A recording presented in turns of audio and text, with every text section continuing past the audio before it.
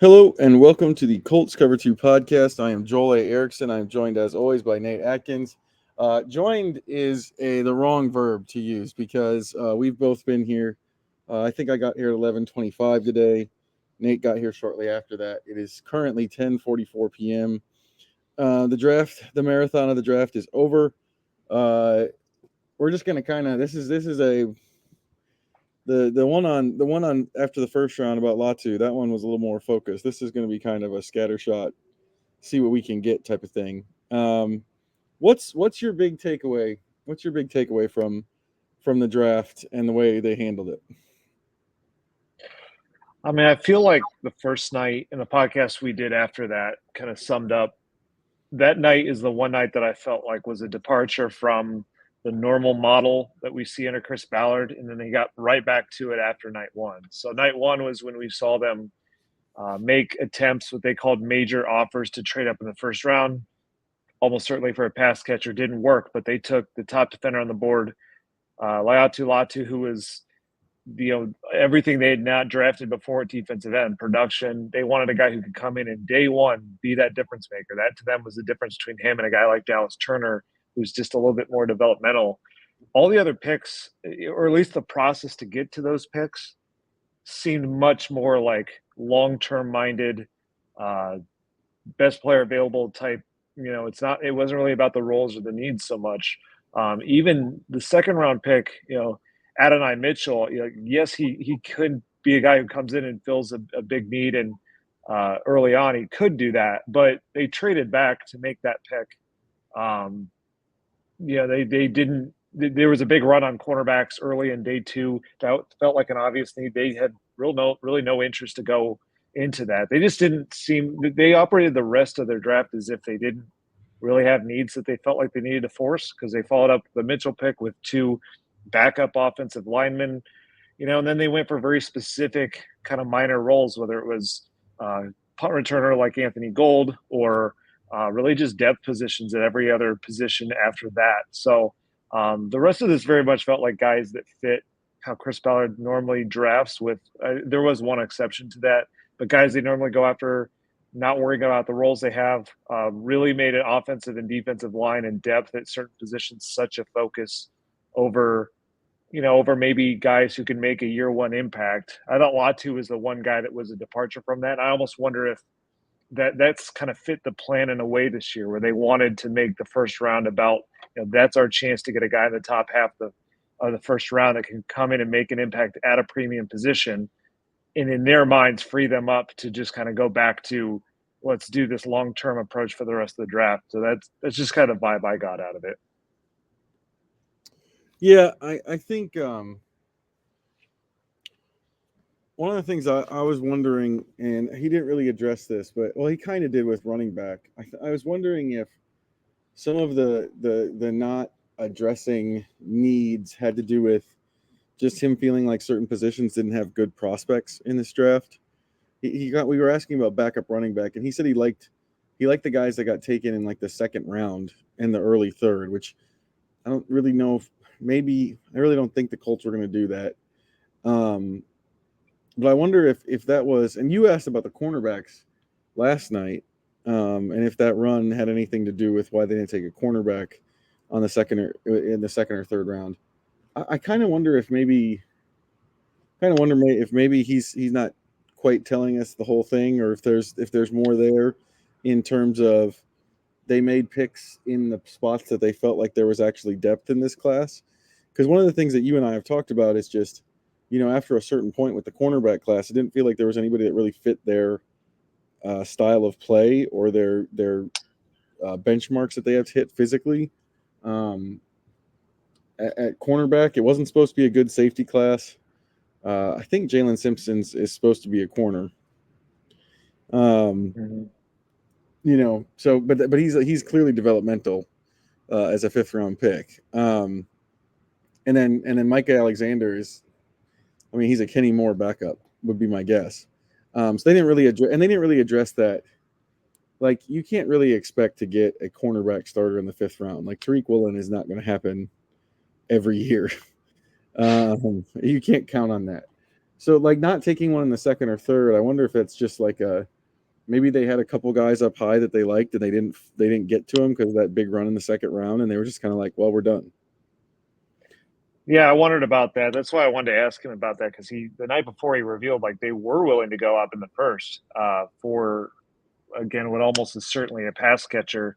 But I think that kind of tipped me off to the fact that they wanted to get a high end pass catcher, a guy that they felt had first round ability, and that's what they ended up doing with Adonai Mitchell in the second round. And I think they thought to trade up for a corner at that spot meant, they just didn't feel like they could part with the third round pick. I know one of the teams that traded up gave up a third round pick to get into that. They felt like they had to go out and get that wide receiver on day two, which is always when Chris Ballard seems to get his wide receivers. So it does go back to what we've kind of wondered with this front office and regime, is that they just seem to feel a different way about their secondary than the rest of us do. Chris Ballard's compared it to the offensive line that a lot of people had questions about last year, and then they rolled back that group, and it was a lot better with another year under their belt. We've gotten into why that's kind of not the most fair comparison, I don't think, but that's what they're operating under. Is right now they've set it up to where their outside corners, and again, this is the other thing too, is they have cap space. They can go sign guys after the draft, and we'll find out here probably the next week whether that is somehow part of a coordinated plan. Do they have guys that they've been waiting to sign in those moments? Chris Ballard tonight said it just kind of, he didn't really get into that. He just said it kind of depends. But as of right now, certainly, I think at outside cornerback, it feels likely that they want to roll with Juju Brents and Jalen Jones. They added Jalen Simpson, cornerback out of Auburn. I think he's going to be the one outside corner they've so far added to the mix out there.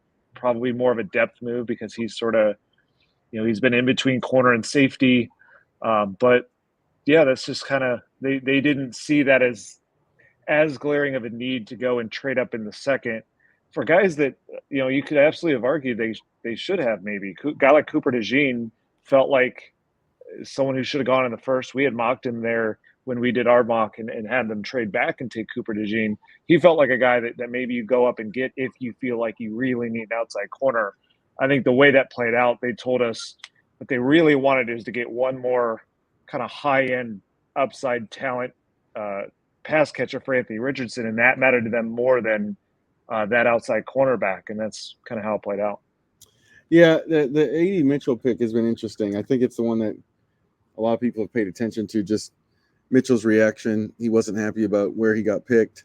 Ballard had his expletive-laden rant about anonymous sources and stuff like that. But whether it's that or whether it's just how raw he is, clearly this is a player that the league wasn't super sure about because, a lot of people had him in the first round. And based on talent, like his relative athletic score is like basically he's as athletic as a receiver as you can get in the draft. And like normally those guys push up higher, even if you only have 1 year of production. Like Xavier Legette from South Carolina, I think only had 1 year of production essentially. And he went at the end of the first round, and like 3 receivers were taken after him before the Colts took Mitchell. So clearly there's something about Mitchell, whether it's the game or whether it's, something that teams have discovered off the field or whatever, that dropped him in the draft. I don't think that's unfair to say. And I think that's part of it is just, if he can put it all together, and do more of the flashes that you've seen at Texas and at Georgia, they've got a real chance at something. But there's also some consistency issues with him in terms of the way he plays. Yeah, there's certainly something that at least gave the league some trepidation with him, because you look at the profile, like we said, his relative athletic score is a 9.99. You pretty much cannot get better than that, just in terms of the raw abilities. And that's a mix of his 4.3 speed, his explosion jump skills are incredible, and he's also 6'2" and 205. he also came from a big school. So two big schools, really, Georgia and Texas. So he's done it at a high level. He's done it in big games where he's had 5 touchdowns in the college football playoff. It is 1 year of big production. So I could see that maybe being a separator for, if he was measured up with some of the guys who went in the first round who had multiple years. But the point where he fell in the draft kind of suggests to you that there was something more there. And the Colts, of course, this happens like when a team is the team that picks that guy. They're gonna come to his defense when there are concerns out there like that. That's a lot of what Chris Ballard was doing, and obviously we know they have a belief in him because they took him there. And I do think a lot of what they're saying is sort of genuine love, but they certainly had some level of trepidation themselves because they traded back to take him. And if they really thought that this was a guy that just had that same profile I just described, and if they didn't believe there were any concerns with him, that's the type of guy that you probably are trading up into the late first or early second to get him. In the event that no team wanted to trade with you, you still would have taken him. You would have been shocked that he was there at your pick 46 that they had, but they chose to trade back and risk someone else coming up and taking him. But what they said was, we were confident that no one was going to. That's almost a recognition of, this is a guy that the league is just a little bit down on and we can wait a little bit on. And that doesn't mean that they necessarily, that clearly they don't rate those concerns the same way that everyone does, but there's a little bit of risk with him for sure. I mean, it is a boomer bust type of pick in the second round. And maybe that goes away a little bit from what Chris Ballard does sometimes. I don't know. It's an interesting pick in that way at wide receiver specifically it's one of the, there's not many guys he's drafted who feel like they have at wide receiver, who feel like they truly have that like number one, just game breaking type of ability. So that's the swing they're taking. I think it's a huge bet on Reggie Wayne. The fact that you have a receivers coach that played this position, that really understand what it's like to be wired as a receiver who wants the ball a lot and thinks you should have gone higher and all of that kind of stuff.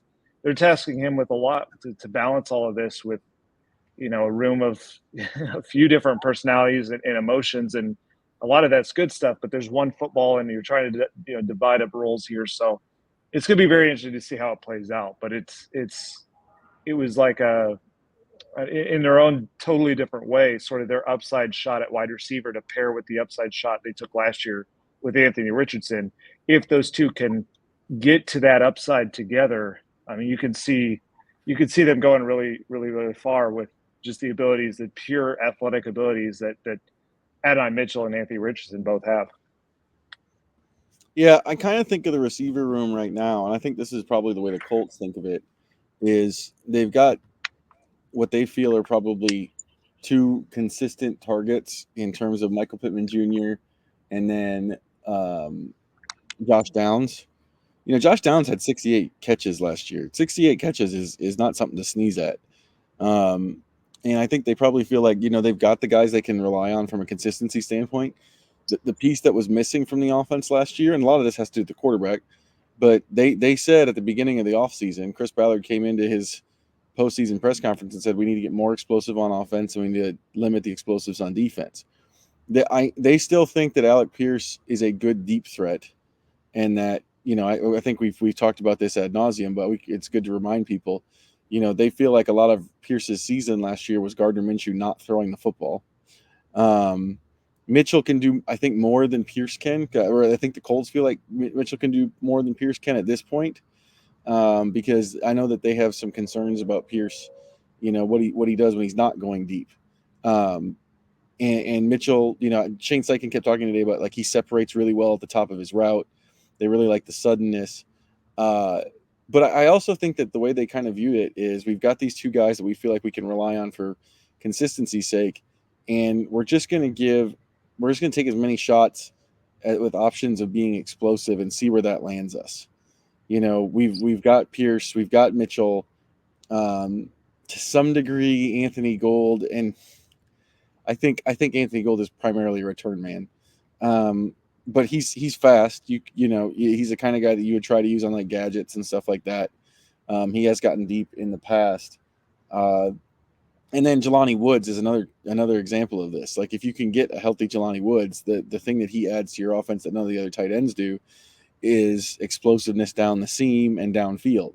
So it feels like they're going to rely on Pittman and Downs and kind of hope that one of those guys that I just mentioned emerges. And if all of them take a step forward, then they have a real chance. But I also don't know. I also think that for Pierce and Mitchell, I think it's possible, maybe even likely, that the way this offense is going to look next year, that those guys are not going to be high volume guys. They're going to be big play guys. Because, I mean, we've talked about this before, but Anthony Richardson still only has 170 snaps under his belt. And I don't know that they're going to be throwing 40 times a game with him right off the bat. I could be wrong. Maybe they are, but I just don't think so.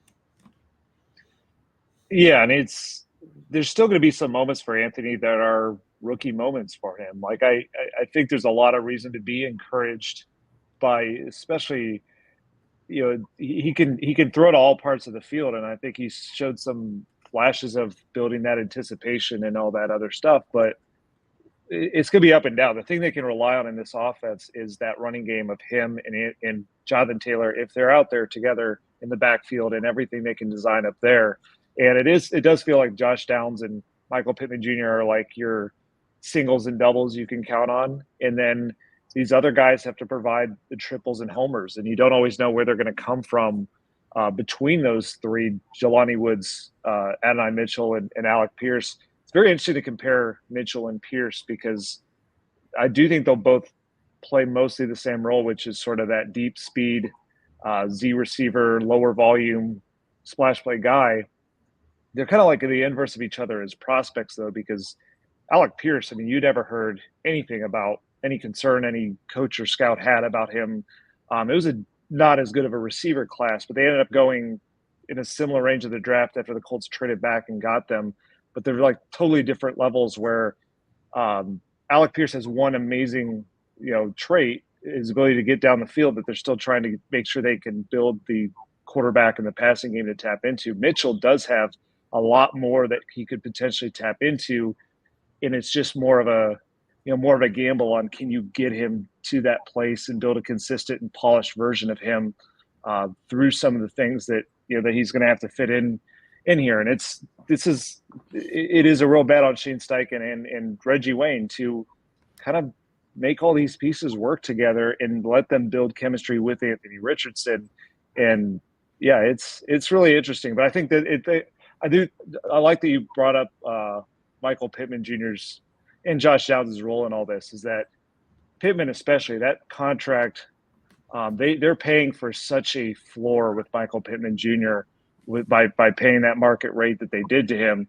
Is that they know they have that go-to guy already. They know they have that guy that Anthony Richardson can turn to and find, and he's open when he's not open. It's not like these guys have to rise to that level right now. It's instead like, if they can rise to that level and be that extra gear, then they know they feel like they really have that upside, that high octane upside in the run game. These are the guys who can help get them there in the passing game. And if they do, all of a sudden you have an offense that is incredibly hard to defend. And that's ultimately overall the bet that they took when they hired Shane Steichen and drafted Anthony Richardson in the first place. And these are sort of like the complementary pieces that can get them there. Yeah. I think the offensive line in the third and fourth round was another thing that sort of spoke to like the idea of attacking the depth of this class rather than, attacking the parts of this draft class that they feel have a lot of depth, as opposed to, just blindly going for need, because they didn't need an offensive lineman, not from a number standpoint, not really at all. All five starters return. Their top two backups are the guys who played the most snaps. The other two backups who played significant snaps, Blake Freeland and Wesley French, are both back.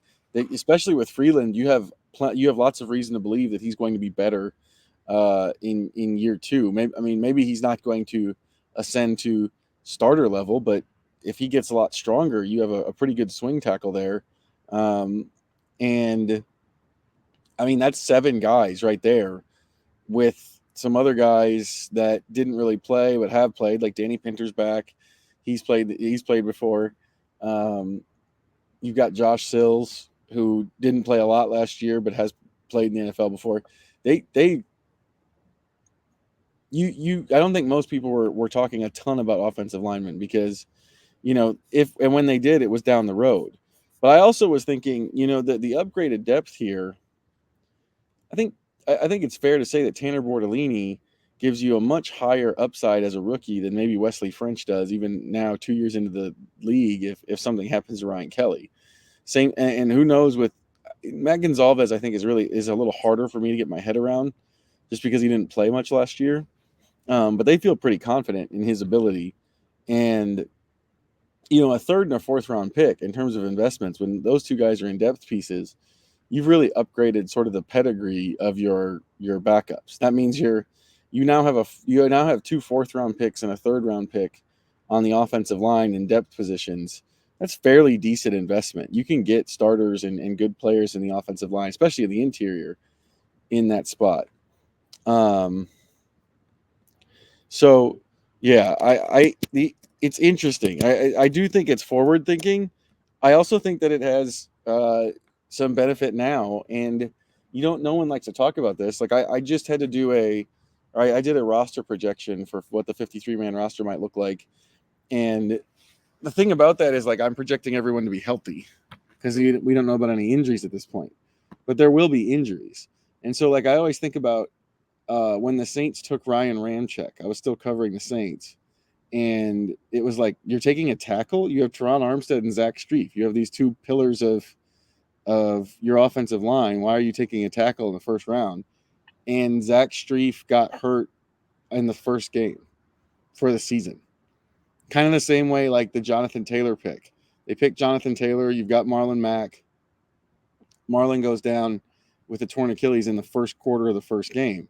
It's sometimes making these picks ends up working out in ways you can't fully see coming. And that was one of the other things I thought about those picks is they've bolstered that in a way that if, like, Wesley French in particular did not have to play extended periods of time last year. If that happens this year, there's a lot more competition for who that top backup spot is, and that's probably a good thing. It's not probably. It is a good thing. It's better to have. You really can never have enough good linemen. Now, that's the thing you hear around the league is that O-line depth is just so bad, and once you suddenly need one, and everyone wants you to trade for somebody, it's like, where? Who is just handing out their free depth that they're never going to use? It's a hard thing to get. I think Chris Ballard tipped us off when he talked on Friday, and I had asked him, like, now that you have the quarterback, you know who it is, you believe in him, how does that change, the positions you want to emphasize? And he said, I'm always going to be about protecting that quarterback. And at the time we thought, okay, but you have your starting offensive line. This was basically their way of, there is a forward-looking element to this, but it's as much, I think, a look at, we're just not going to let any injuries, on the offensive line be the reason we can't protect Anthony Richardson.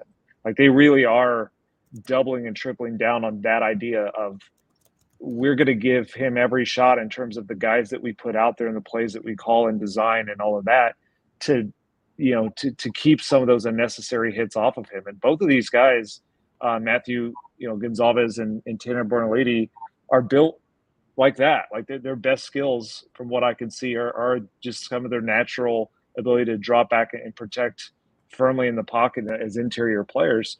That's kind of the bet that they're taking on them. Plus, they love, their fit, their demeanor. Tony Sproul Jr. had such a nice year last year with this offensive line group. I think they've given him a little bit more ownership, that when he really loves a guy and feels like he's going to fit, that they trust that even more. But it was bold for them to trade up in the third round for Matthew Gonzalez. And it sounds like they're going to play him at a position he hasn't played yet, and he didn't play much last year. So that tells you that's how much they really loved that makeup of him and the skill set and all of that.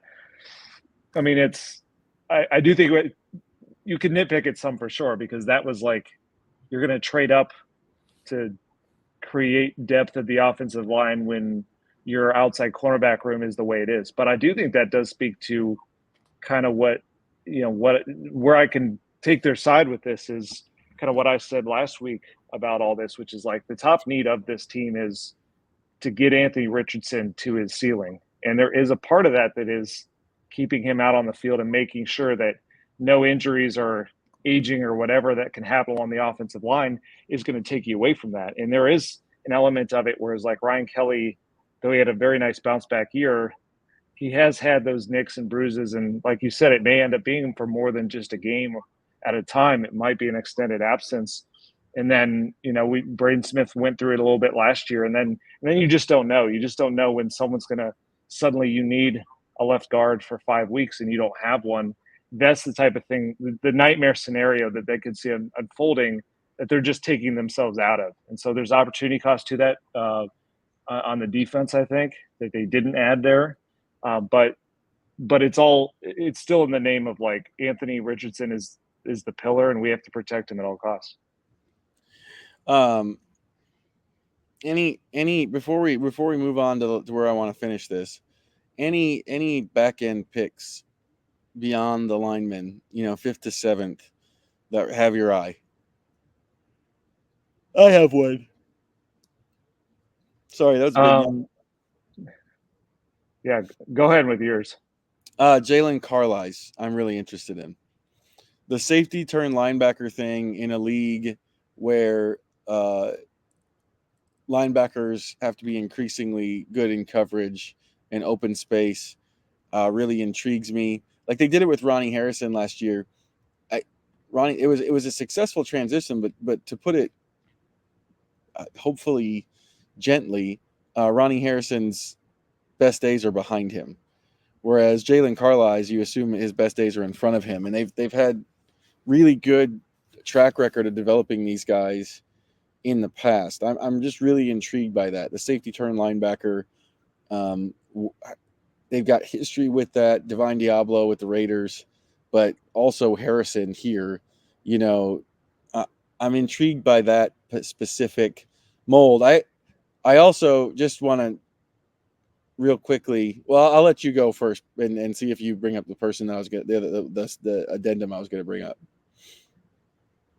Yeah, well, I agree with Jalen Carlisle. We were talking about how I'll have a different guy in a second, but on him, we were talking about how like I thought this was a draft that we both did, that they would take that backup linebacker and continue their train of start him on special teams and then eventually develop him into a starter the way that EJ Speed and Zaire Franklin were. They just went for a different type. They went for a type that's more what they just kind of lost. And Shaquille Leonard had more of those, even though he's their most natural technical cover guy. He was a huge force on third downs, and they lost that. And Ronnie Harrison kind of filled in, and that experiment helped them out. But Jalen Carlisle is a guy with a little bit more upside. I'm not saying he's a Shaquille Leonard type, but it's more like his best upside, best skills are that ability to cover like he just did in the SEC. He started as a corner, and then he was a safety in the best conference that there is, and was pretty good at it. So I like that one. The guy that is interesting to me is, we brought him up a little bit, Anthony Gould,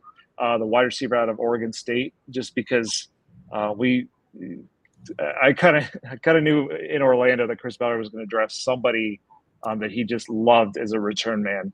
And it became more of a priority to him when they changed the kickoff rules. And now you need two guys back there. And it's sort of the types that you need back there.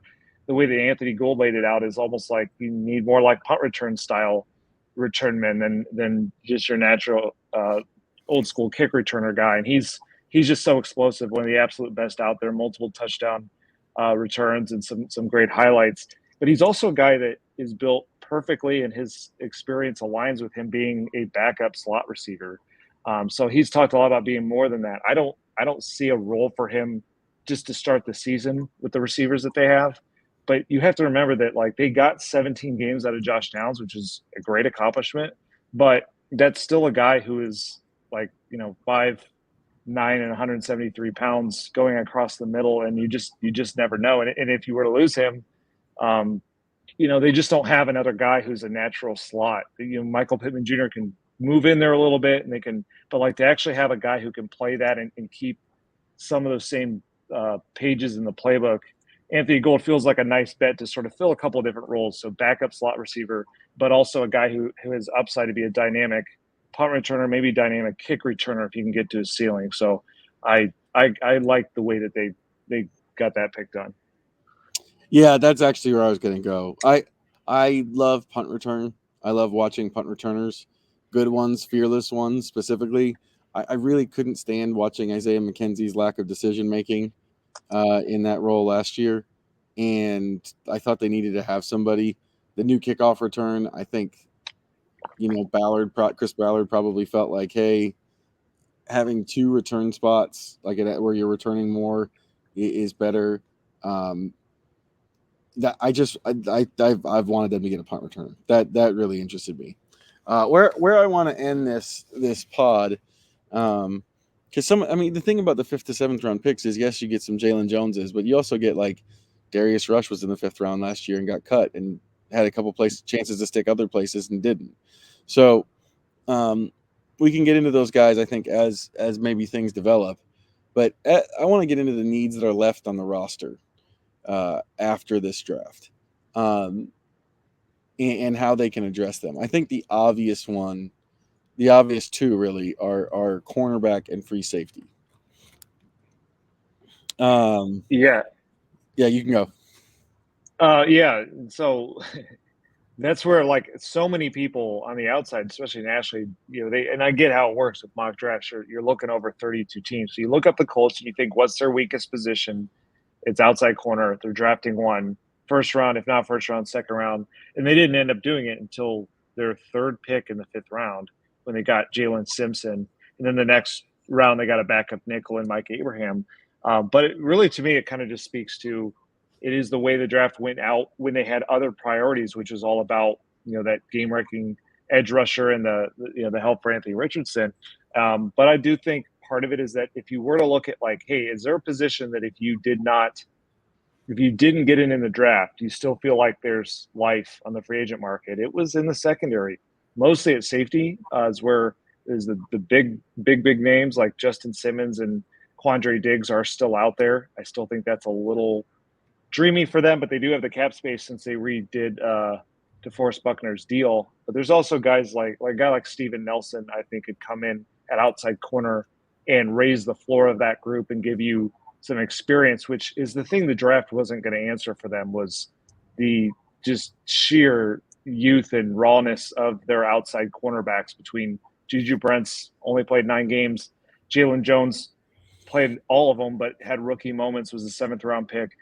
Dallas Flowers missed the whole year and is coming off the Achilles tear. So you add Jalen Simpson to that, Mike Abraham, they may be nice players down the road. They've never played in the NFL either. So I think this is the time they need to go out and sign at least, a Steven Nelson type, some kind of veteran outside cornerback. I think that's got to be a bare minimum move at this point. And then safety would be, just if they want to get aggressive, if they want something bigger than the idea they have in Nick Cross, free safety would be the one potential big swing they could take. Yeah, and they could go lesser if they wanted to at free safety. Like a guy like Marcus May has played a lot of football. Obviously, he doesn't give you the upside of Justin Simmons or Quandre Diggs, but maybe you feel like you can squeeze, whatever football he's got left in him out of him. That's true. Like you could there still is the possibility of like a Rodney McLeodish type signing, where the player isn't like Justin Simmons, but yeah, there's definitely options there. I think cornerback and safety, like I know the fan base is talking about this because that's pretty much all anybody was talking about in my mentions other than the UDFAs, which the UDFAs, well, we can, I don't have any bonus information yet. There's none on the Colts yet. Which kind of usually guides you as to what mattered most to them. They did take 2 quarterbacks, which I thought was interesting. But like corner, you have, you've got like the Steven Nelsons. Who knows with Xavier Howard if his foot's okay. There's guys who have been big names in the past. Those 2 positions, I think, like we've talked about them so much and about the experience needed. I think people are pretty used to that. One of the ones that I think is still a pretty big need is backup running back. Yeah. They lost Zach Moss, who was very valuable to them last year. incredibly valuable to them last year, just in terms of the snaps he was able to give them when Jonathan Taylor wasn't in there. They've got Trey Sermon. He's the nominal backup right now. But Trey Sermon has never rushed for more than 167 yards in a season in his 3-year NFL career, and he's already played for 3 separate franchises, despite the fact that was a former 3rd-round pick. So maybe you get like a boost from him. Maybe they saw something at the end of the season that they feel like he can take the next step, but like that's not a super great profile. And then the other 2 guys that are on the roster right now that have played, Evan Hull and Tyler Goodson, are kind of more pass catching types. Pass catching, like speed type. Well, that's the way I thought they were going to use Hull. That's the way they did use Goodson. Those 2 kind of seem like they're competing for the same roster spot to me. Is that pass catching back role? They don't really have another like pounder, but besides Sermon, they have Xavier Scott, who's kind of like a developmental, like see what happens guy. But that's it. That's the whole room right now. And here's the interesting thing. I looked up the free agent running backs that are still available. Does Ezekiel Elliott interest you? Not a ton, but in the spot that they're in right now, I mean, maybe. Yeah, I know. I was looking at that too. There's like Rashad Penny. Rashad Penny is healthy. What's weird is the Eagles signed him, and then like he has averaged 5.6 yards a carry for his career, but he just never gets that volume role. He got to Philly, and they just never used him. But he's only 28. That one interests me a little bit more. But yeah, it's Damian Harris. There's did Damian Harris retire? Did he? I missed that. There was. Oh yeah, you're right. He did retire. Yeah, Damian Harris retired. Because I saw that name too, and I was like, oh, that's sort of interesting, but not if he's retired. Like everybody else. Everybody else on here is very old. Like, yeah, at least in like running back like sometimes in actual age terms, like Latavius Murray's on here at 34. That's legitimately old for any NFL player. But like some of these other guys are like guys who like are kind of like Elliott. They've like their time has passed them by in the NFL, and we've seen them kind of bounce around. Kareem Hunt's the same way, I think. Yeah, that's why Rashad Penny's the one that interests me, I guess, if I had to pick one, because he's 28, but like his mileage is basically the equivalent of like a season and a half, maybe. It's like 348 carries. Yeah. Like I say, he's averaged 5.6 in his career. I just don't know why he was not used at all in Philly last year when that kind of had some hype. They had some other good players like DeAndre Swift. But yeah, I will give us we got to take a small victory lap, at least on this podcast. So we did, for the second straight year, correctly project, or I should say, we get the mocks mixed up because we do so many of them. So it's different. Last year we had the first 2 picks in our dual mock draft. This year it didn't go that way. I did have the Adonai Mitchell in the second round of the one I had to put up the day of day 2. But I will say in the one we did, the dual mock, I thought we were close on one, which is Trey Benson, the running back out of Florida State. Oh, Ballard. That was the guy. Yeah. Chris Ballard brought him up, and he brought up 2 that he liked. It was him and I forget the other one, the one who went before him. But when he got to Trey Benson, he said, I really like Trey Benson. He went with the second pick of the 3rd round. I think that might have been their 3rd round pick if he was there. Because of the drop-off at that position, the fact they don't have a second running back, there was much more of a clear and present role for him than Matthew Gonzalez. And it was almost like once he was off the board, the way that Ballard laid it out was like, well, now we're not taking a running back. So I think that was the guy that they were, I think, hoping to get. Now that they didn't get him, it does get interesting because of what you said. Like, I think, and you can talk yourself into the way that Trey Sermon played in a very limited role was good, but it could be a big volume role. It was last year for Zach Moss. It's 2 straight years that Jonathan Taylor has dealt with some injuries. And what you really don't want to happen is if Taylor goes down for a significant stretch, that all of a sudden you don't want to get to the point where you feel like you're going to run Anthony Richardson a lot out of necessity. Like that is going to undo this conversation about keeping hits off of him and managing that risk appropriately. And then all of a sudden, if you're not going to do that, I mean, are you just going to turn into like a high volume passing attack? And that's not really how you built the rest of your team. So it is a sneaky need to get a number 2 running back in there who can play with volume. So I'm just not entirely sure where that is. I mean, Zeke Elliott is the one who's out there who has proven he can do that, but it's one of those diminishing return type of things where it's like, because he's run the ball so much, he has so much mileage. He's up to 2,000 career carries. That's crazy. He has 1,800 more carries than Rashard Penny. Last year he averaged 3.5 yards a carry. Granted, it was a mess of an offense in New England, but maybe it's enough of a guy that can just kind of get there and take a role. But yeah, it's a potentially tricky. It's one of those things that doesn't feel like a backup running back behind a superstar running back. Doesn't feel like a huge talking point until Taylor goes down, and then all of a sudden it's a pretty significant one. So it's interesting to see what they're going to do there. Yeah. Trying to think if there's another area of need. I really think that's it. I mean, I think there's some positions that look really strong now, and they're the Ballard positions. Offensive line, defensive line, those positions in terms of their depth. Like when I did my roster projection, I cut several players off the defensive line who played like significant snaps last year.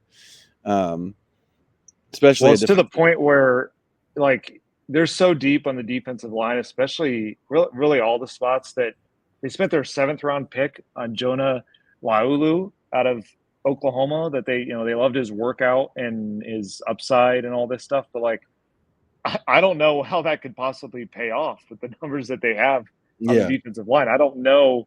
Like, Raekwon Davis is the one guy they signed in free agency to be here next year too. Tyquan Lewis, 2-year deal. It's like they're so deep on the defensive line that even if Laulu gets out there in minicamp and training camp and looks awesome, what does that amount to? Not only this year, but even like next year. They're really set up there well for the next couple of years. Yeah, the defensive line, I think there's going to be, is good. The offensive line is good. You have good. You're still young at receiver, but you have good like numbers now there. And I actually think it's going to be a place, like it seems like a roster that's without an injury, it's going to be pretty hard for somebody else to crack it. Because you have the 3 guys that played, 700 plus snaps last year. You have Mitchell, who's a 2nd round pick. You have your punt returner, presumably, and kick returner. And then you have Ashton Dulin, who is like two or three roster spots in one. So like that seems like a pretty hard spot to crack for anybody else. It's corner, it's free safety, it's running back for me. I think the interesting thing, maybe you could add a linebacker, but not really. You don't have to. The interesting thing with that is like there's parts of the roster we can criticize, and namely the starters in the secondary. But like, how many 2nd string spots would you say are a problem on this team? Like, because the way I look at it is like I don't know how Nick Cross is going to do as a starting free safety, but like I think Rodney Thomas as the 2nd string free safety is fine, solid. Yeah, I mean somebody who's played 800 and something snaps as a starter is good depth. Yeah, I mean there's linebacker maybe, but Ronnie Harrison did start at Sam last year. You've now got Jalen Carlisle's in the mix.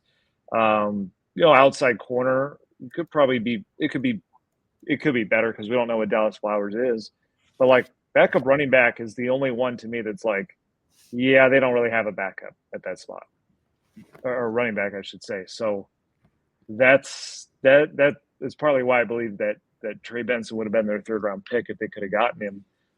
But yeah, it speaks to the rosters that like there have been times in the past that it hasn't always felt that way. Is that not only are the starters maybe not great, but the backups. I just remember some of the depth they used to have at wide receiver and defensive line. It just was like it's not going to work very well.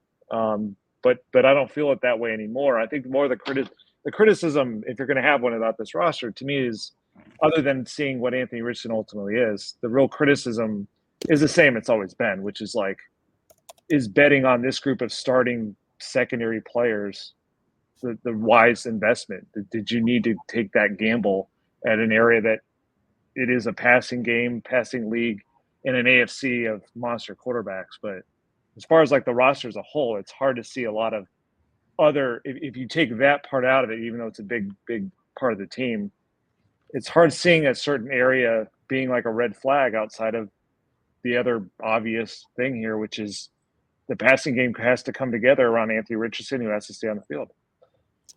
Yeah. This sort of, well, the interesting part now is we're going to see, do they make a signing? When does that come? Does it come soon? Now we kind of get into the building part of the off season.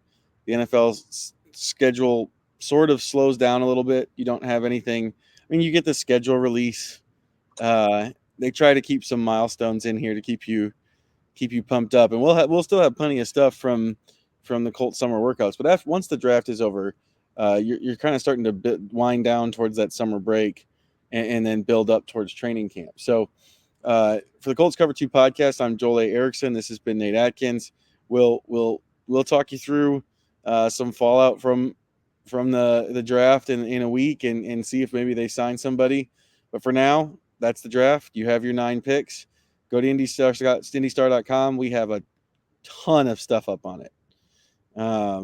Like to the point that you should like search our bylines, because you probably, some of the stuff we've written is already off the page by a ways.